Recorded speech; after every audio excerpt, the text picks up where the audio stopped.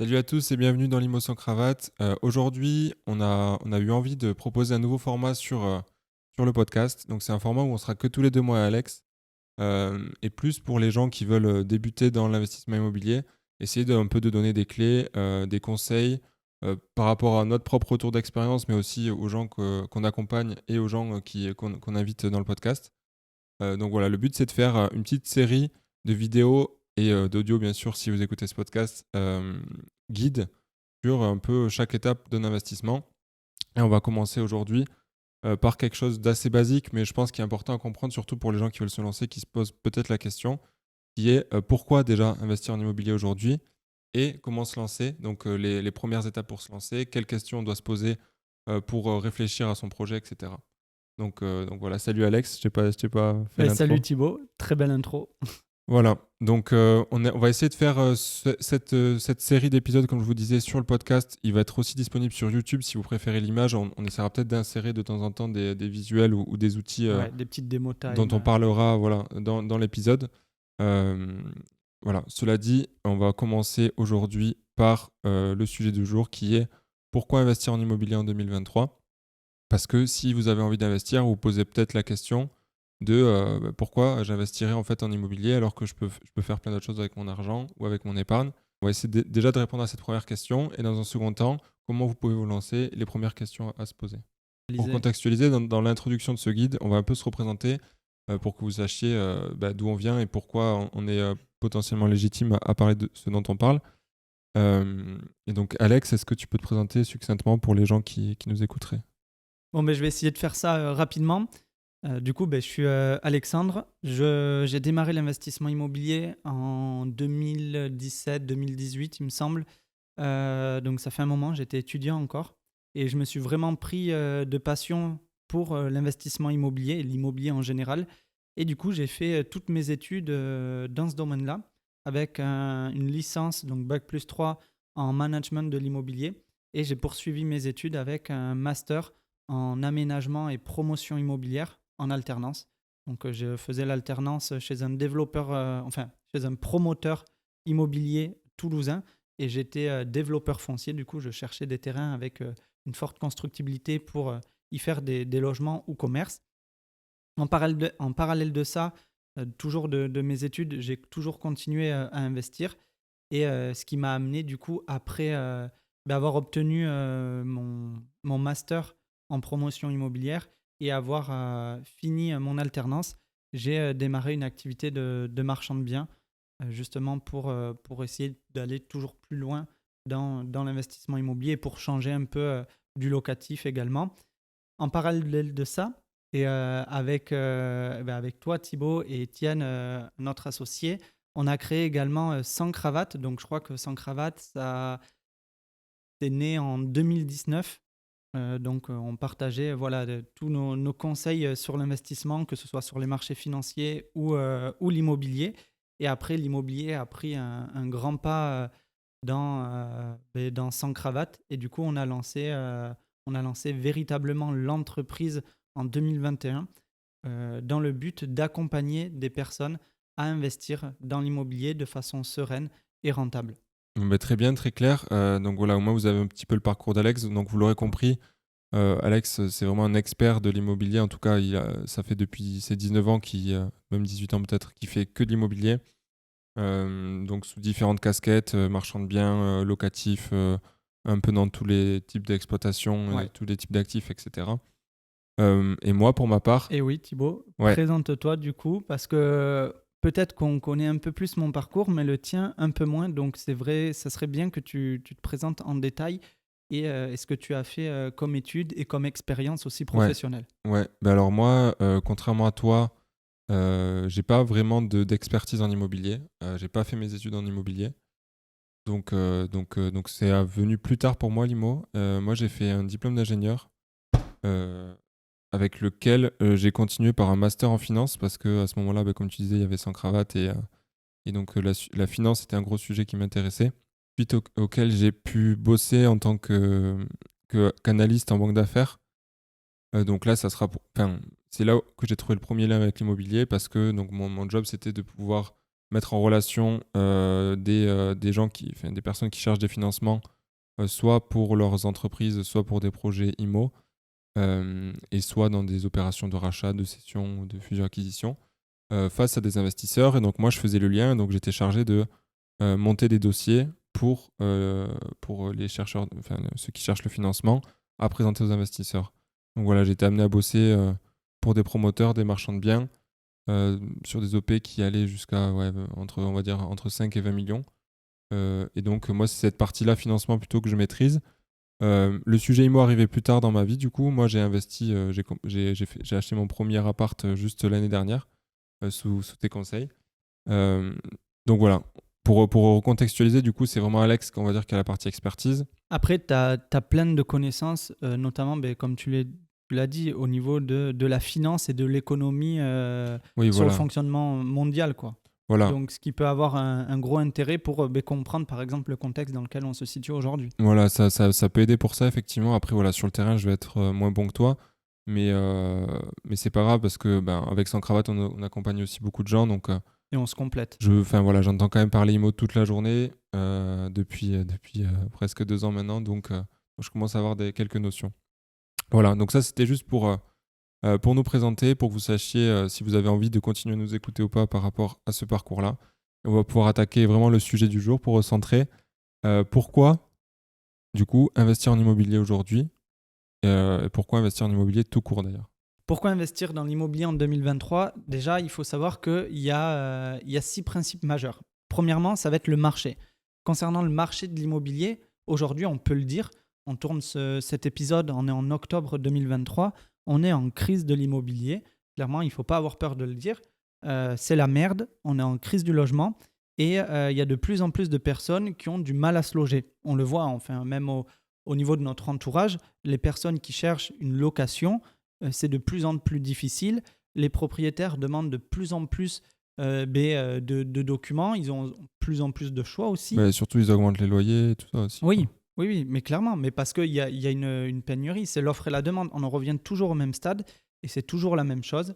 C'est l'offre et la demande. Il y a de moins en moins de personnes qui peuvent acheter leur résidence principale parce que les taux ont augmenté. Du coup, ça a réduit leur capacité d'emprunt et ils avaient peut-être pour projet d'acheter un T3, un T4 et ils se retrouvent à pouvoir acheter seulement un T2. Donc, ils vont retarder leur projet d'acquisition le temps que ça se calme et qu'ils puissent récupérer leur capacité d'emprunt avec la diminution des taux ou en augmentant le revenu. Mais c'est plus facile pour la majorité des gens à attendre la diminution des taux que d'augmenter leur revenu. Donc, ces personnes-là, ils vont se loger. Enfin, ils vont se loger normal, mais ils vont trouver une location peut-être pour accueillir un enfant ou autre, mais pour prendre plus grand. Ils avaient pour but et pour projet. Et du coup, ça fait que le marché de la location est en train d'exploser littéralement. Et du coup, après, pour les investisseurs, c'est génial. Hein. C'est génial parce que au final, on va y revenir par rapport au prix de l'immobilier qui sont en train un peu de chuter et on peut avoir des pouvoirs de négociation beaucoup plus importants. Donc, ça veut dire par rapport à 2019 où les prix étaient très très hauts, ça veut dire qu'on peut beaucoup plus négocier, on a un pouvoir de négociation plus important et on loue plus cher qu'en 2019 parce que les loyers ont augmenté. Après, les prix sont plus élevés qu'en 2019, non, aussi, quand même, de base. Même si tu peux plus négocier. Pour moi, oui, Ça c'est doit vrai. dépendre des secteurs. Non, oui, c'est vrai. Ils sont plus élevés que 2019. J'ai pris peut-être le mauvais exemple. On peut retourner, venir en 2021. Par rapport à 2021, après le Covid, il y a eu une relance, mais les prix sont à peu près similaires. Mais pour autant, les loyers ont augmenté. Donc au final, on peut faire une meilleure négociation. Donc acheter sur des prix qu'on pouvait retrouver en 2018-2019 avec les négociations qu'on peut réaliser aujourd'hui et louer plus cher. Donc au final, pour les investisseurs, le rendement est meilleur. Si on le regarde comme ça. C'est clair. C'est clair. Et là, j'ai sous les yeux, on a sous les yeux avec Alex un graphe aussi pour montrer à quel point l'immobilier c'est intéressant et que le marché IMO est quelque chose de plutôt stable et fiable. C'est qu'on a un graphe là du magazine Le Revenu qui nous montre la performance des placements sur 30 ans en comparant action à dividende, immobilier hors livret A, etc. Et l'immobilier se place en troisième position derrière les actions globalement. Ouais. Donc, ça correspond aussi à un profil de risque qui est complètement différent. On est sur un autre marché. Donc, c'est quelque chose qui est peut-être moins risqué, un peu moins rentable, mais on va le voir par la suite qu'il y a bien d'autres avantages par rapport au marché action et notamment l'effet de levier, mais on va le voir tout à l'heure. Ouais, mais c'est vrai que l'immobilier, ça a toujours été, et on entend ça depuis mais des années et des années, une valeur refuge. Ouais, voilà, c'est une valeur refuge, une classe d'actifs. Alors bon, ça peut se casser la gueule, on l'a vu en 2008 avec le subprime, etc. Mais c'est plutôt exceptionnel. En tout cas, c'est quelque chose qui a de la valeur intrinsèque, quoi. C'est-à-dire que vous achetez un emplacement, vous achetez un bien, vous achetez du concret. Donc, c'est difficile de dire que la valeur, elle peut aller à zéro, quoi. Contrairement à une action qui peut littéralement s'effondrer. Et ça a l'air de mieux tenir effectivement en période de crise que le marché action. Comme tu l'as dit, enfin, bon, l'immobilier, ça a une valeur refuge. Et après, il y a l'effet de levier qu'on ne retrouve pas sur les marchés financiers. Et c'est ce qui fait encore que investir dans la pierre, grâce à l'effet de levier, peut être vraiment une véritable source d'enrichissement. Ouais, et pour moi, c'est vraiment le truc le plus important en fait dans l'immobilier. Et le truc que peut-être les gens sous-estiment, quoi. Donc, qu'est-ce qu'on entend par effet de levier? Parce que peut-être que si vous débutez, que vous avez envie de vous y mettre et vous connaissez peut-être pas ces termes-là, mais ça veut simplement dire que vous allez pouvoir acheter un bien à crédit, donc pas avec votre argent à vous, avec l'argent de la banque, et que ce bien-là, enfin, le crédit que vous allez faire va être remboursé par le locataire. Euh, et donc, vous allez pouvoir comment dire, créer du patrimoine avec de l'argent qui n'est pas à vous, et donc faire levier de cette manière-là, quoi. Donc, c'est pour moi, comme je le disais, le truc le plus intéressant dans ce type d'investissement-là, c'est que même si vous n'avez pas beaucoup d'argent de côté, même si vous n'avez pas une situation XXL, j'ai envie de dire, il suffit que vous ayez une situation un peu stable pour pouvoir emprunter et vous pouvez commencer à investir dans l'immobilier, ce qui n'est pas du tout le cas avec d'autres types Ouais, d'actifs, quoi. clairement, il n'y a pas besoin de gagner 3 000, 5 000 euros par mois pour commencer à investir dans l'immobilier. Donc l'effet de levier, c'était le deuxième principe du coup de notre liste des 6 principes de pourquoi c'est intéressant d'investir dans l'immobilier. Le troisième qu'on va présenter maintenant, il est vraiment lié justement à cet effet de levier-là et à la dette. C'est l'enrichissement latent. Exactement. L'enrichissement latent, en fait, c'est, si vous voulez, ce que le locataire, du coup, va rembourser chaque mois en remboursant les mensualités de crédit. Ce qu'il faut savoir, c'est qu'une mensualité de crédit, elle est composée d'intérêts, du coup, donc ça, c'est la rémunération de la banque, et ensuite du capital, donc le capital que vous avez emprunté. Et ça, tous les mois, votre locataire, grâce au loyer, que vous allez percevoir, mais ça va permettre de rembourser la mensualité d'emprunt et du coup, vous allez amortir du capital chaque mois et votre enrichissement net va augmenter tous les mois en fait en fonction du montant que vous avez investi. Ouais, globalement c'est ça, c'est très bien expliqué. Ce qu'il faut comprendre, c'est qu'on parle souvent sur les réseaux de cash flow, etc. Et en fait, le vrai enrichissement long terme de l'immobilier, ça se situe à ce niveau-là, au niveau de l'enrichissement latent. Et c'est pas forcément le cash flow. On peut vous montrer des exemples divers où il y a des investissements qui peuvent dégager plus de cash flow, mais au final, en prenant en compte du coup ce remboursement-là du capital par le locataire, on peut avoir des performances qui s'inversent. Et c'est aussi en partie ce qui fait qu'il y a des gens qui investissent de manière patrimoniale et d'autres un peu plus de rendement. Il y a deux grandes familles, on va dire, d'investissement. Donc il y a l'investissement patrimonial qui là va viser plutôt à acheter dans des secteurs déjà bien établis, déjà assez recherchés, assez chers aussi au mètre carré. Ouais, comme dans les grandes métropoles de plus de 200 000 habitants par E- exemple. Exactement, où on va essayer justement de maximiser, alors déjà la plus-value dans un premier temps quand on va revendre, mais aussi cet enrichissement latent, puisque vu que les prix sont plus chers, votre locataire va rembourser plus de crédit que dans une ville moins chère. Donc ça, c'est la première famille. Et la seconde famille d'investissement, c'est plutôt la stratégie de rendement ou de rapport, qui est de se dire, je vais acheter le moins, enfin, je vais essayer de trouver le meilleur ratio loyer sur prix d'acquisition. Et donc, je vais acheter dans des villes pas chères où je peux louer le plus cher possible, quoi. Et souvent, quand on investit dans des villes justement qui ne sont pas très patrimoniales, mais plus des villes de rendement, comme tu l'as dit Thibaut, on peut oublier justement la rentabilité du bien et sa sortie également. On va penser que au rendement, à l'exploitation, au cash flow qu'on peut générer grâce à ce bien et totalement zapper l'enrichissement latent et l'évolution des prix de l'immobilier avec une potentielle plus-value. Carrément. Donc, je suis d'accord avec toi là-dessus.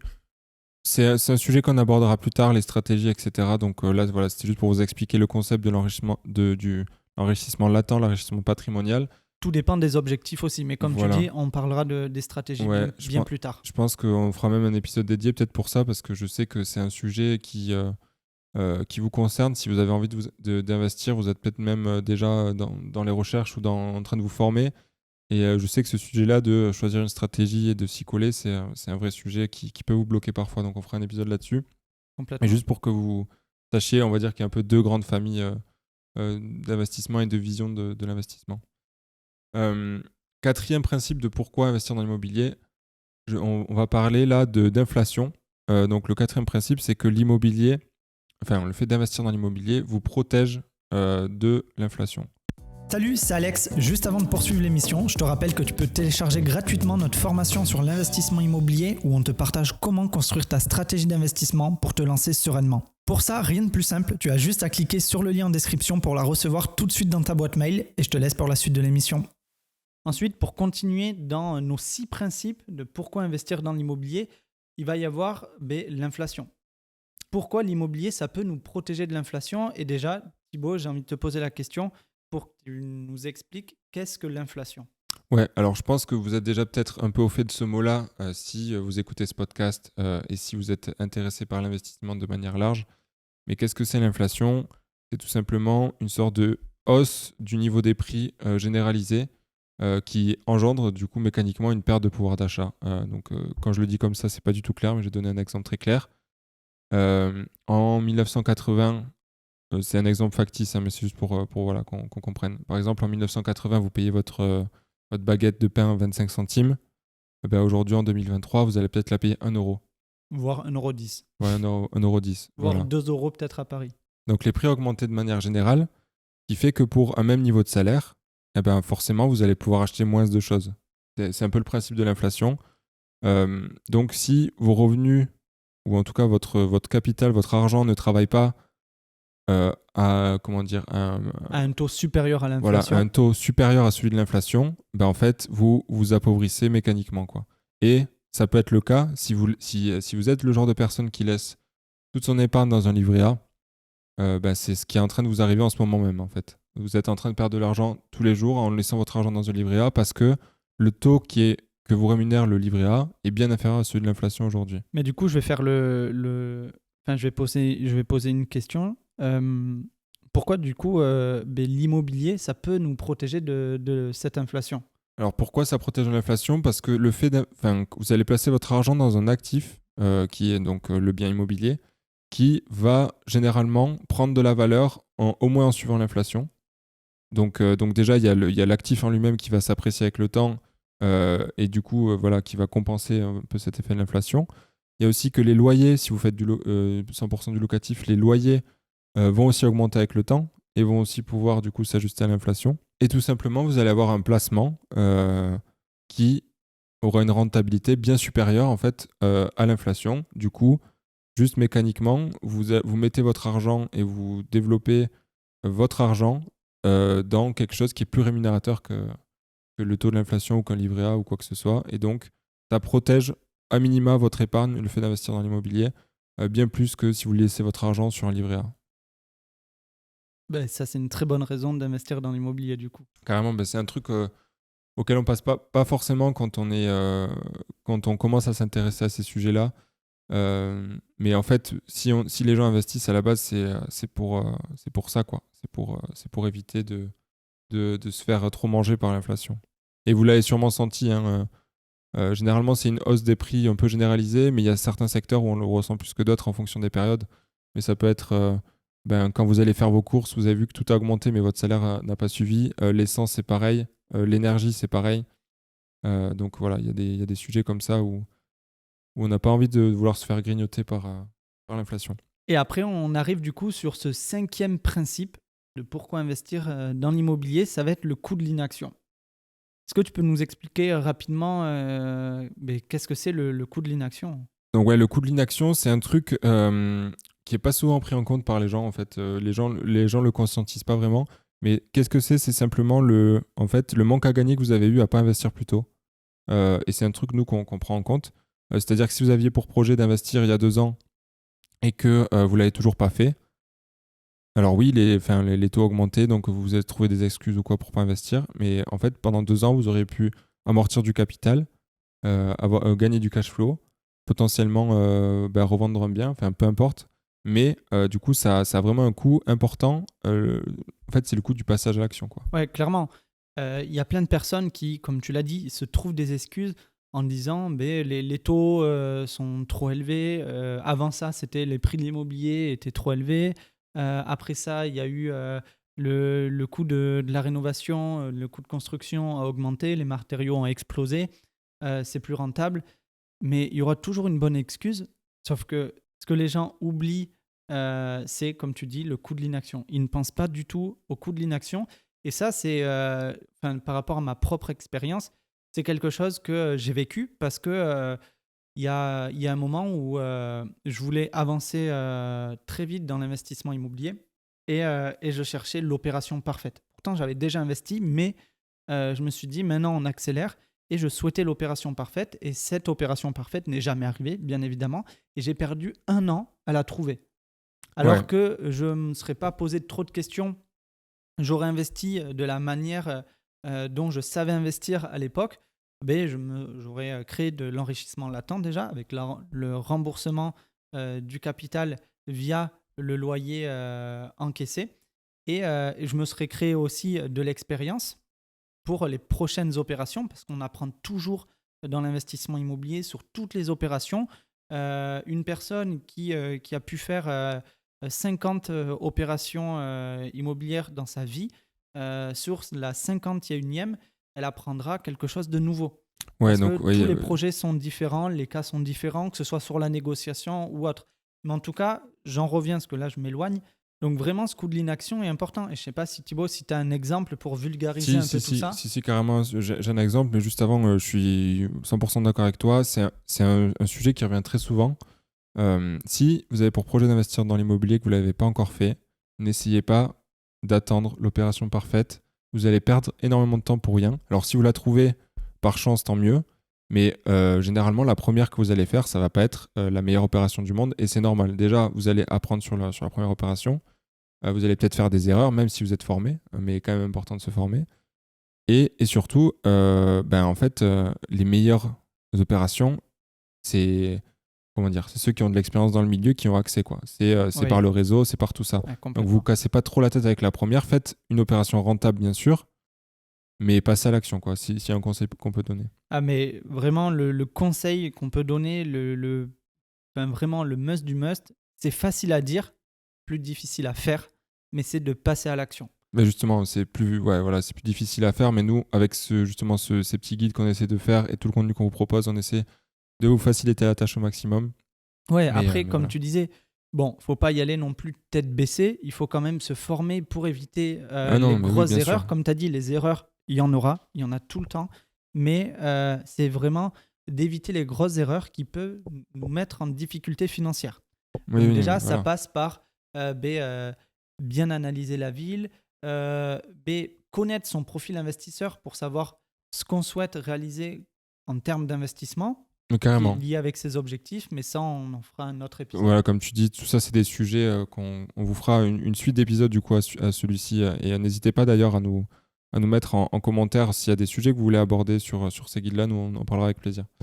Pour en revenir du coup au coût de l'inaction, juste pour recentrer un peu le sujet de l'épisode, sur cet exemple, en fait, si vous attendez par exemple un appartement de 100 000 euros qui vous ferait un cash flow de 100 euros par mois, donc ce qui n'est pas compliqué non plus. Non. Si vous attendez 1 an pour passer à l'action, ça fait déjà un manque à gagner, donc une perte entre guillemets virtuelle de 5 500 euros. Avec, ça représente 1 200 euros de cash flow encaissé globalement. et à peu près 4 300 € de remboursement de crédit. Donc là, c'est même pas une opération ni très chère, ni forcément très rentable. Mais déjà, vous voyez que sur un an, vous pouvez perdre presque 500 € par mois, quoi. Ouais. Donc C'est imaginez ça. avec des montants plus gros et avec l'effet cumulé de si vous avez pu faire plusieurs investissements Ouais. sur la période, là, on arrive à des trucs astronomiques. Donc, C'est ça, parce que réaliser 2-3 opérations dans l'année, c'est faisable. oui, carrément. C'est totalement faisable. Donc, imaginez si on fait, là, tu as pris l'exemple d'une opération, mais si on fait x3, c'est 15 000 €. Oui, clairement, clairement. Ou même une opération au lieu de que ce Oui, soit 100 000, de une 200 opération 000, plus plus importante. rentable. Voilà, quoi. Donc voilà. Donc important à garder en tête ce coût de l'inaction. Moi, je trouve que c'est un élément important à différencier voilà, pour faire vos choix dans vos investissements. Et on va passer au dernier pilier qu'on voulait traiter dans ce petit épisode, qui est l'accessibilité. Alors, qu'est-ce qu'on entend par là par accessibilité? C'est que, selon nous en tout cas, l'immobilier, c'est le pilier d'enrichissement le plus accessible à tous. Voilà, le plus accessible. Il y en a qui vous diront que c'est la bourse, parce que la bourse, c'est accessible du fait que en fait, c'est en ligne et que juste vous pouvez y accéder de n'importe où sur un ordinateur, faire vos opérations. C'est vrai. Mais si vous voulez vraiment performer en bourse, vous y intéresser et tout ça, ça demande quand même un travail qui est important. Et surtout, si vous voulez changer de situation et vous faire vraiment des gros compléments de revenus avec la bourse. C'est sur des années. Alors, soit c'est à très long terme, C'est des années. soit c'est à très long terme, ou soit il faut énormément de capital Ouais, du dès le départ. Qui n'est pas le cas de l'immobilier. C'est pour ça que pour nous, c'est le pilier d'enrichissement, on va dire, le plus accessible. Ouais, aujourd'hui, concrètement, qu'est-ce qu'il faut pour investir dans l'immobilier? Sans parler des connaissances, juste par rapport à une situation financière, il faut avoir une source de revenus stable. Donc le CDI aujourd'hui, c'est le mieux pour investir, c'est ce que les banques préfèrent, malgré qu'on peut investir même si on n'est pas en CDI, mais ça reste quand même voilà, la chose la plus simple pour réaliser un Mais investissement. déjà, revenu stable, comme tu disais. Ah ouais, revenu stable, peu importe, on peut être entrepreneur, en intérim, en profession libérale, en CDD. Si ça fait plusieurs mois, plusieurs années qu'on a des revenus stables, il n'y aura pas de souci pour avoir un financement tant que le projet correspond à la situation de l'emprunteur. Ça, c'est très important. Ensuite, ne pas avoir trop de dettes. C'est sûr que la banque va prendre en considération le profil risque. Si vous avez un crédit voiture trop important, si vous avez un loyer qui est finalement au-dessus de vos moyens, un loyer trop élevé à payer chaque mois pour vous Voilà, loger. ou tout simplement que vous avez aussi des mauvaises habitudes de dépenses, que vous dépensez trop par rapport à ce que vous gagnez, que vous allez au casino le week-end, que vous faites des paris sportifs, des trucs comme ça. Forcément, la banque, pour elle, c'est un indicateur de risque.